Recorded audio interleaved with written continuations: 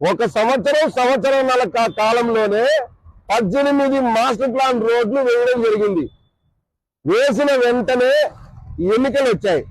ఎన్నికలు వచ్చిన తర్వాత ప్రభుత్వం మారింది.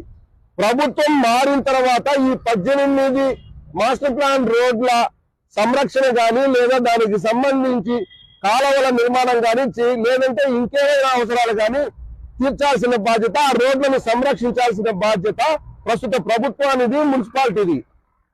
అదేదో ఈ 18 రోడ్లు బొమ్మన అభినయ రెడ్డి ట్రస్ట్ ఆయన ఒక చైర్మన్ గా ఉండి ఆయన ఒక ట్రస్ట్ చైర్మన్ గా ఇవన్నీ వేసినట్టుగా ఇప్పుడు కూడా అవి మెయింటెనెన్స్ బాగలేదంటే దానికి కారణం బొమ్మన అభినయ రెడ్డి గారే అన్నట్టుగా మాట్లాడడం ఏందో ఒక విడ్డూరమైన అంశం.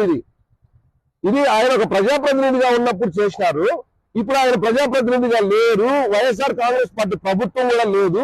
ఇప్పుడు ఏ ప్రభుత్వం ఉంటే ఆ ప్రభుత్వం ప్రజల బాధ్యత చూడాలి, మున్సిపాలిటీ రోడ్ల బాధ్యతను చూడాలి. ఇప్పుడు వాళ్ళు చూడాల్సిన బాధ్యతను చూడకపోగా దానికి కారణం బొమ్మన అభినయ రెడ్డి గారని అర్థం వచ్చేలాగా చెప్పడం అన్నది నిజంగా ఇది హేయమైన చర్య.